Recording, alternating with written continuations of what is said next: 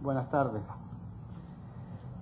Mis primeras palabras son para agradecer la invitación a este encuentro, que además de conocer el bonito país que es Brasil, conocer esta capital, Brasilia, que es patrimonio de la humanidad, y que por Dios que representa la capacidad que tiene o la visión que puede tener un político, un arquitecto y un ingeniero en hacer esta obra humana realidad.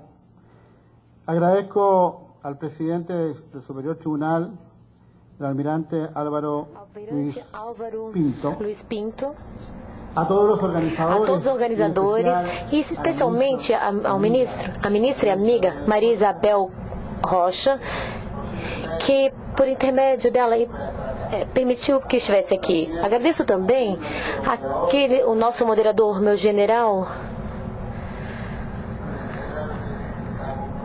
que está aqui comigo.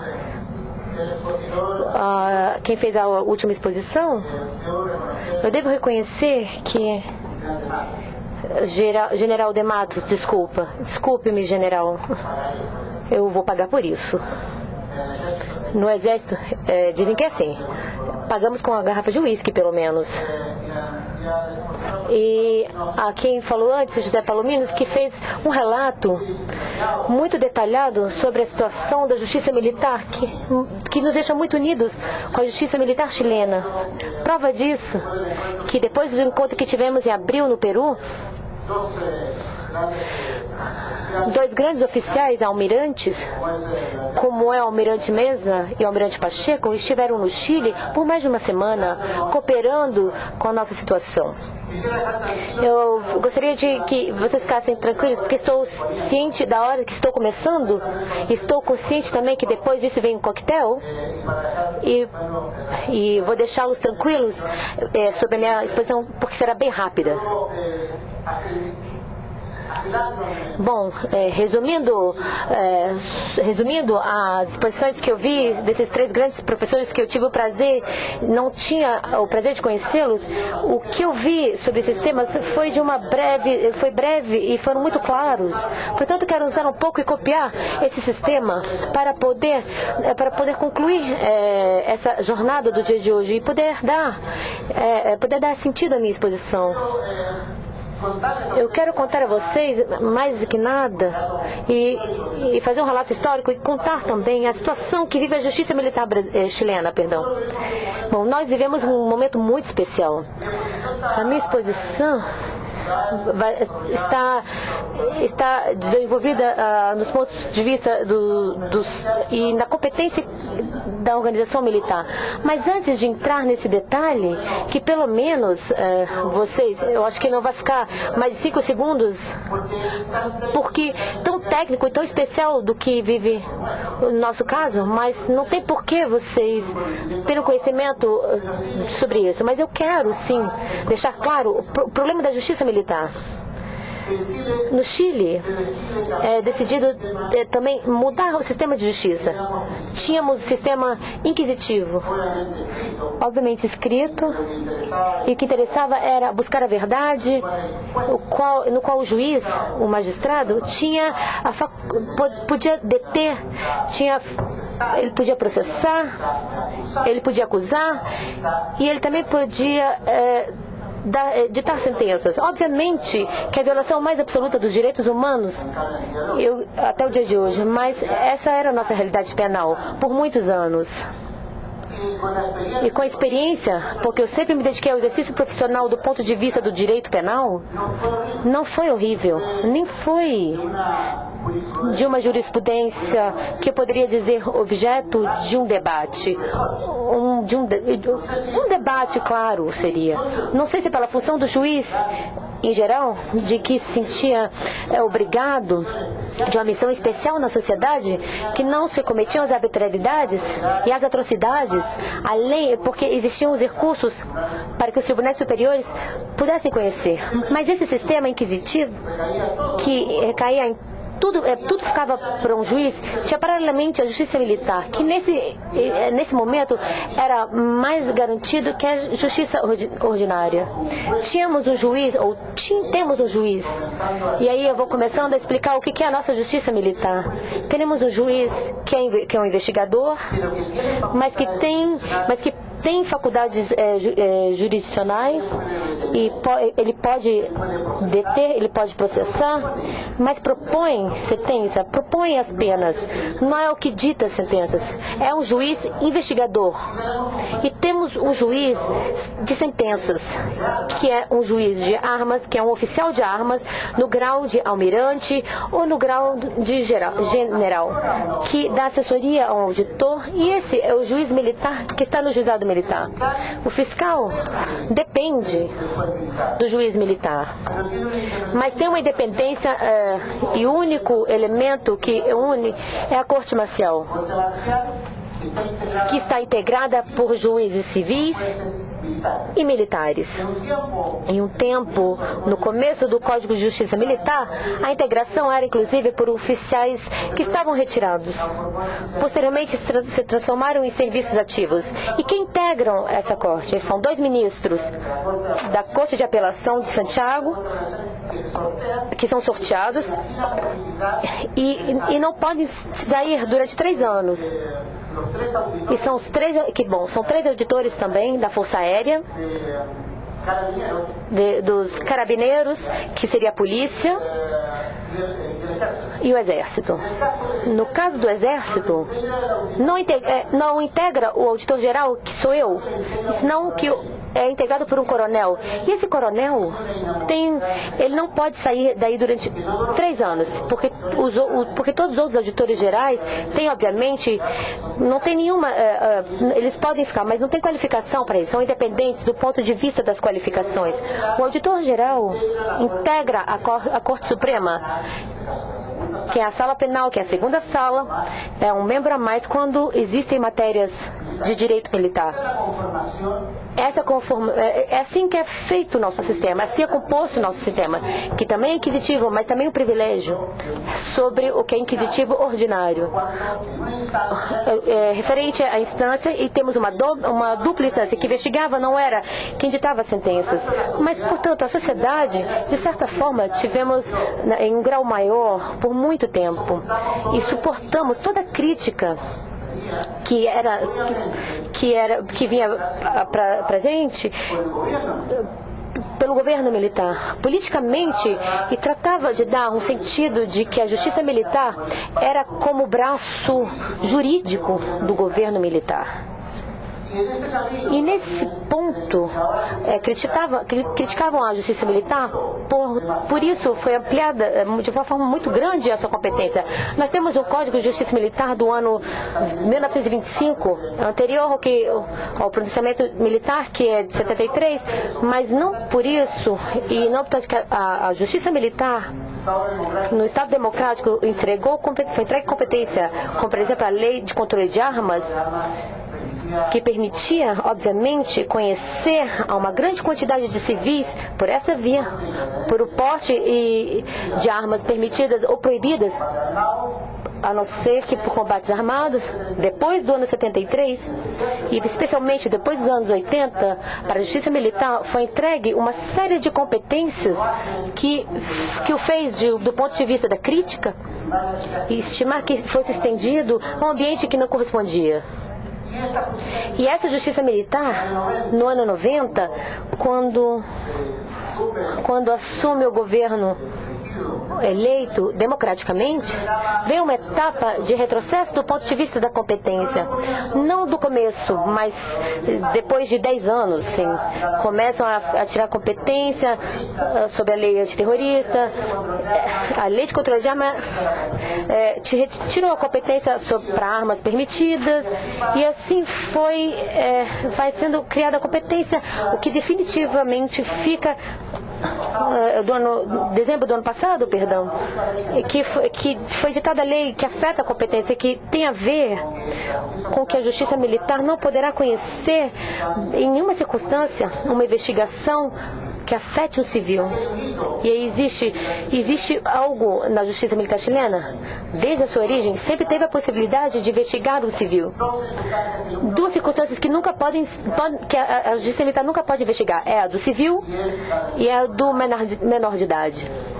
Que o professor que estava tão preocupado com os menores de idade, que já estava resolvido em instância da própria justiça militar, porque já tinha sido ditado a propósito do que eu falava sobre os 14 anos de idade, a lei de responsabilidade penal juvenil. E essa lei se estabelecia um juiz especializado com certos conhecimentos para ditar as sentenças. Nós estimávamos que não tínhamos ou não respondíamos a essas características, portanto, estimávamos que o que tínhamos para conhecer sobre o menor de idade desaparecia tacitamente com essa modificação. E travamos uma luta entre um tribunal de família e um tribunal...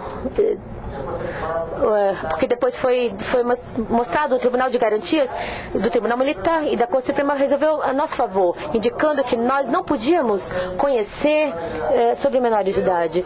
Mas a lei, em dezembro desse ano, definitivamente nos retirou a competência dos menores de idade de forma clara e expressa. E bom, assim está. O que eu posso dizer com esse pequeno detalhe é que nossa justiça militar teve um período de uma competência ampla, uma competência absolutamente restrita, como é agora, e o que nos corresponde é o que chamamos de delitos de caráter militar, que eu vou analisar um pouco mais à frente.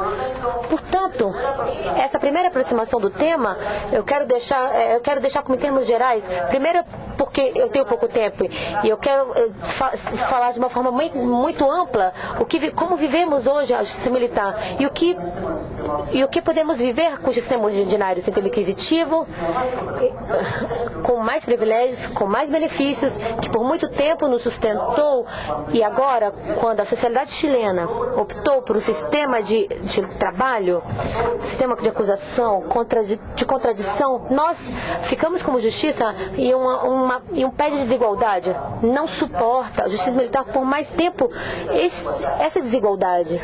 Quero dizer, continuamos com o sistema inquisitivo e, por outra parte, a sociedade tem um sistema que optou, e é um sistema acusatório. Portanto, necessariamente a justiça militar tem que ser modificada. Assim entende o mando militar, já que a sociedade optou por esse sistema. Nós temos que buscar um sistema que seja mais semelhante a isso.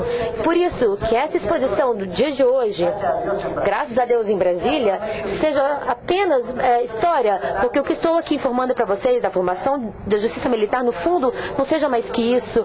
Por isso não é do meu interesse de que vocês saibam o detalhe da estrutura e das faculdades que pode ter a justiça militar, mas não é o básico, o fundamental que temos ou estamos vivendo hoje, mas sim estamos vivendo uma transformação muito importante, que é o que eu quero deixar aqui bem clara.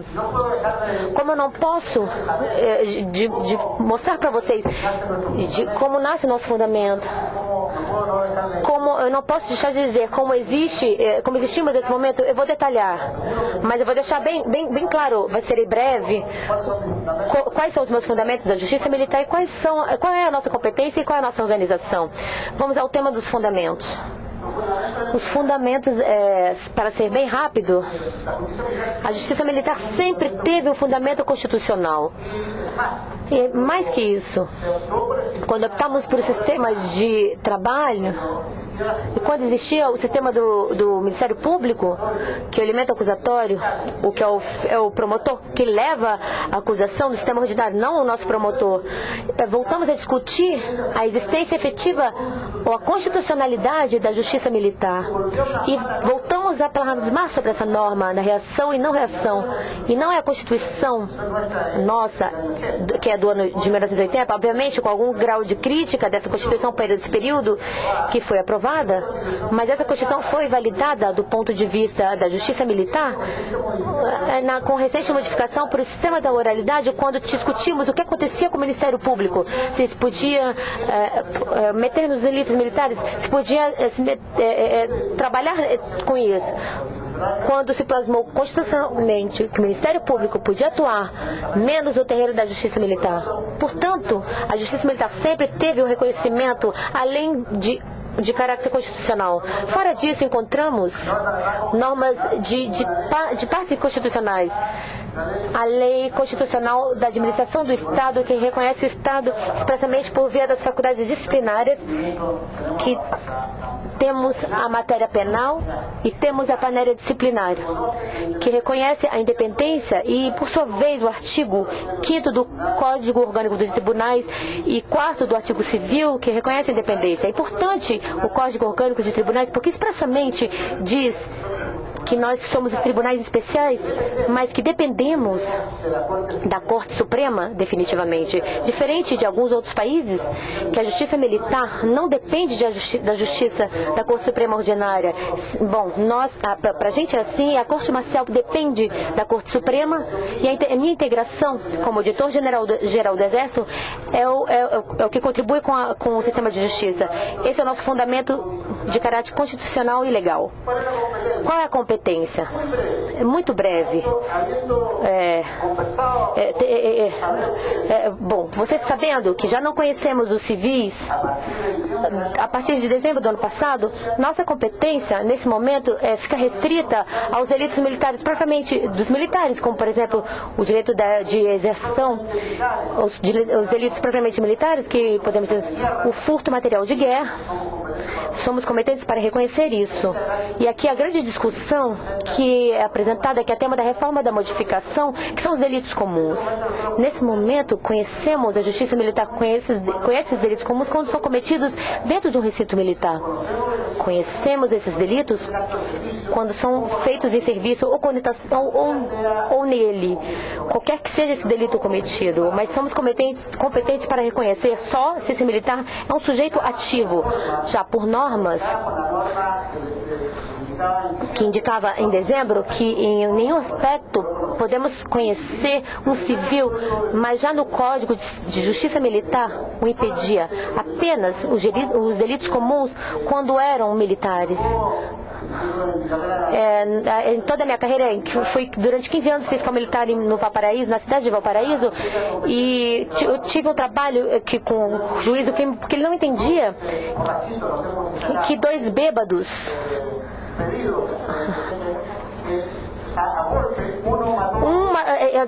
dois bêbados eles se mataram a golpes dentro de um depósito da polícia.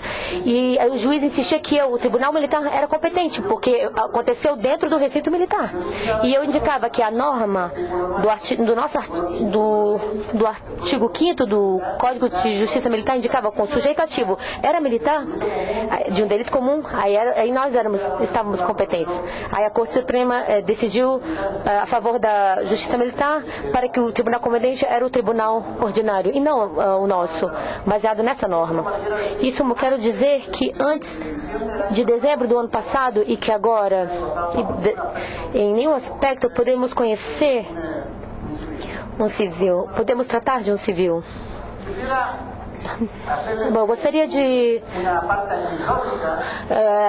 informar algo, já que o presidente permitiu, sobre a competência da justiça militar tratando dos civis.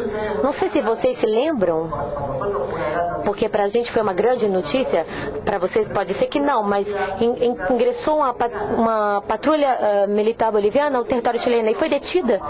Estamos falando de... bom, isso aconteceu há 6 meses atrás e foi detida pela polícia.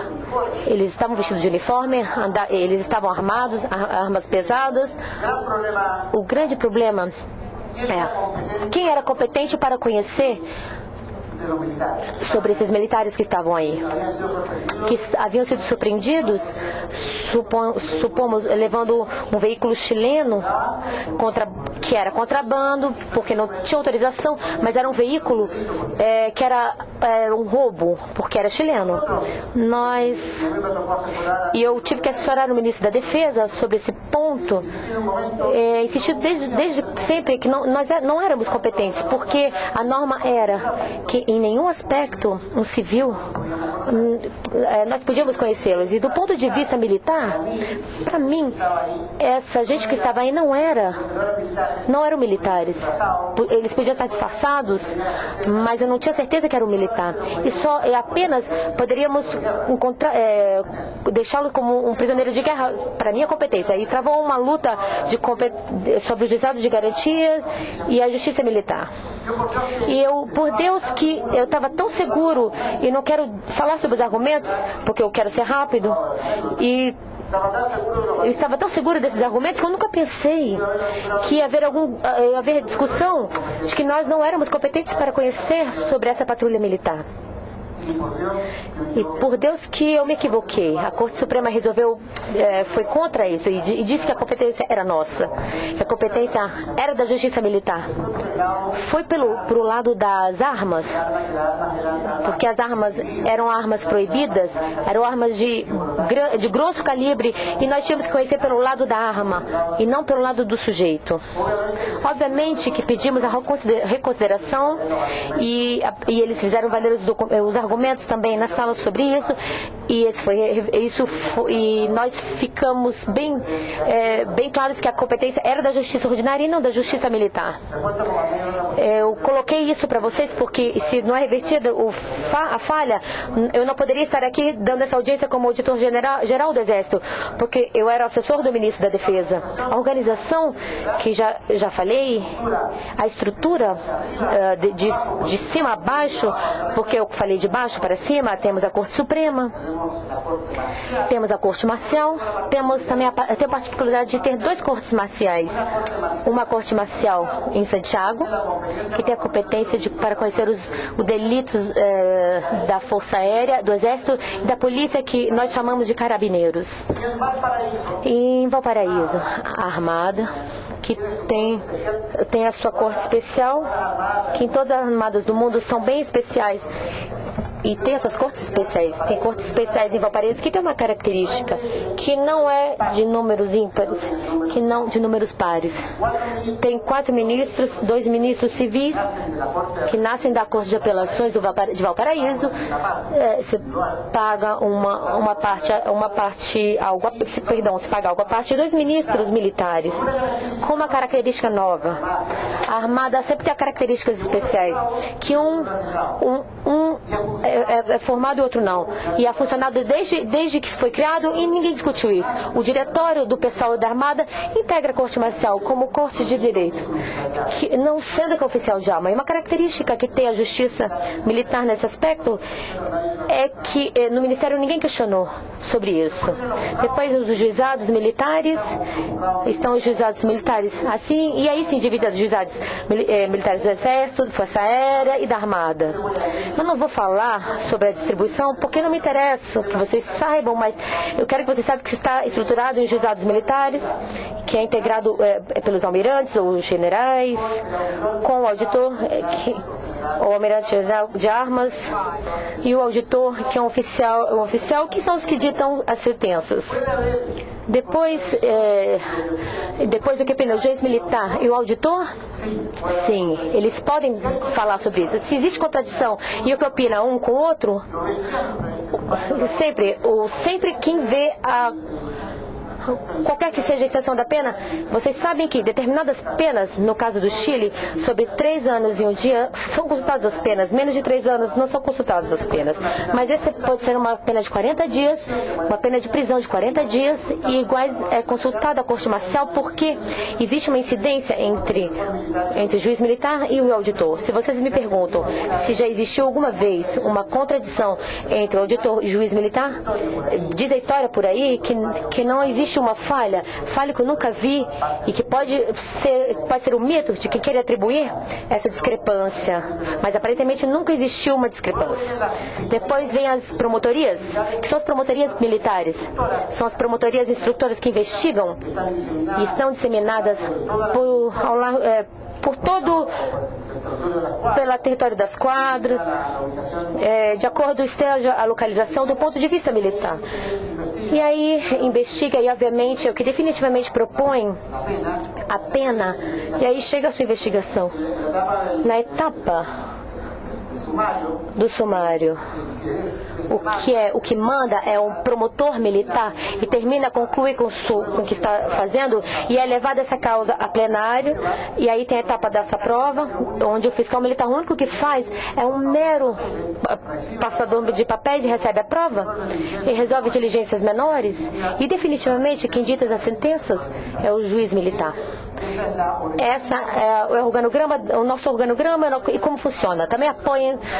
Vocês podem se perguntar o que acontece se o promotor militar propõe, por exemplo, sobre segmentos e o juiz militar diz que não, que tem que processar ou investigar. Se existe alguma discrepância sobre isso, sempre terá que chegar à corte marcial, qualquer que seja o resultado final, seja que essa pessoa definitivamente manteve a sua opinião sobre a opinião do fiscal, e depois o promotor disse que sim a respeito da segunda opinião, ou bem, se definitivamente o juiz militar conclui sim, se chega a condenar a pessoa por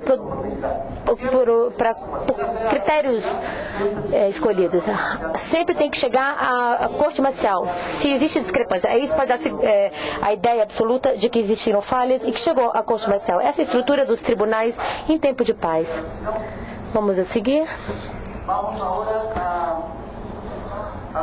Vamos agora aos tribunais em tempo de guerra. É muito curto, vou ser bem rápido. O tribunal em tempo de guerra é constituído no momento em que existe o presidente da República, nomeou o general do Exército quando já está declarada a guerra. Em assembleia, no nosso caso, é uma sessão em estado de sítio. Os tribunais começam a operar em tempo de guerra.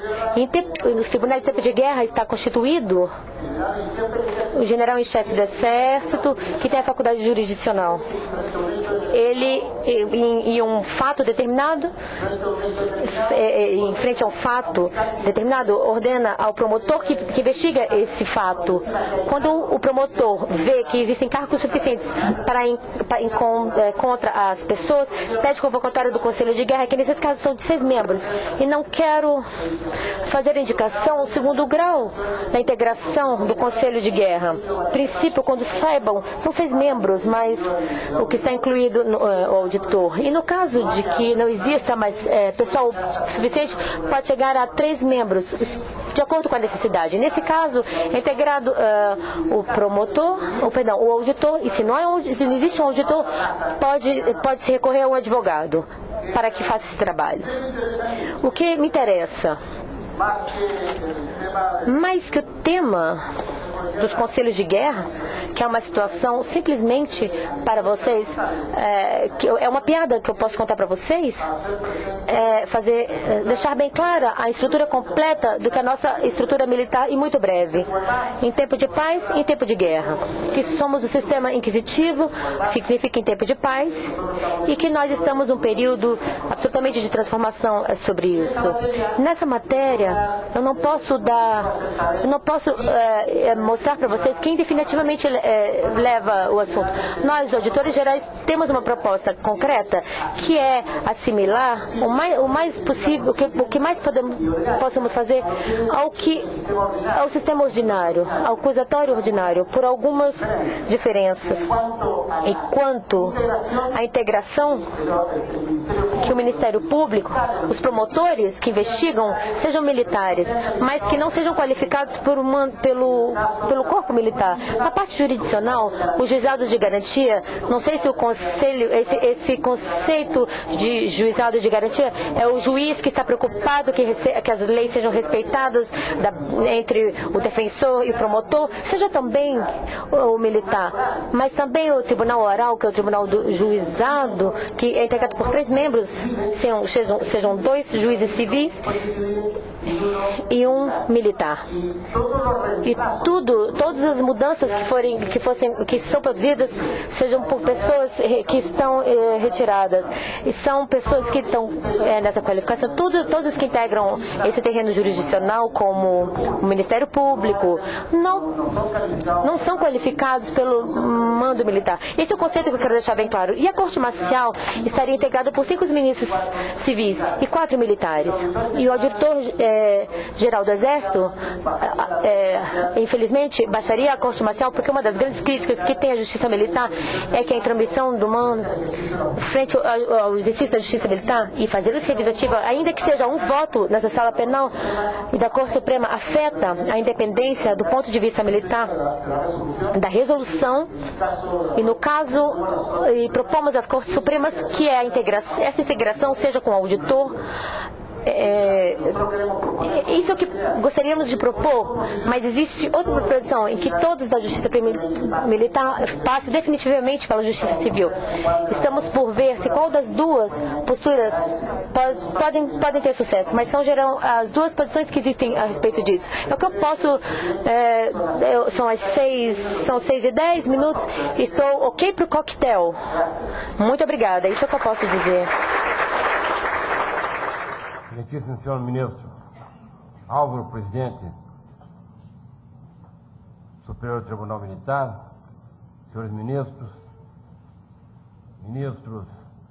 saudosos que nos honram com suas presenças, meus senhores, minhas senhoras. Eu gostaria, inicialmente, antes de passar aos agradecimentos, cumprimentar a nossa ministra Elizabeth e a nossa doutora Zilá pelo planejamento e pela coordenação desse seminário da Justiça Militar. No momento em que vivemos algumas transformações, algumas mudanças significativas na Justiça Militar brasileira, esse seminário vem muito a calhar. Tivemos, na abertura, brilhantes palestras de juristas brasileiros, e agora, nessa segunda parte, uma apresentação do Exército do Peru e do Exército do Chile, e mostrando a todos nós a importância e a tipicidade da justiça militar. Por isso, a razão de sua existência. E, evidentemente, as peculiaridades que cada país possui. Vimos aqui 2 países que têm polícias nacionais diferentes das nossas. Por isso, a justiça militar engloba essas polícias. Então, essas peculiaridades são muito importantes nesse momento que nós estamos vivendo. E serão muito bem-vindas quando das nossas propostas de modificações. Então, eu cumprimento a todos e, em particular, a nossa ministra Elizabeth e a nossa doutora Zilá, pela maneira como estão coordenando esse importante evento da Justiça Militar. E eu fico muito à vontade aqui de falar, porque sou o ministro mais novo desta Egrégia Corte. Estou há pouco mais de 1 mês. Então, me sinto à vontade e me sinto muito honrado. Muito obrigado por terem me convidado para presidir essa mesa. E, coincidentemente, eu fui adido militar no Chile nos anos de 96 e 97. Então, tive a oportunidade de conhecer muito bem, principalmente o Chile.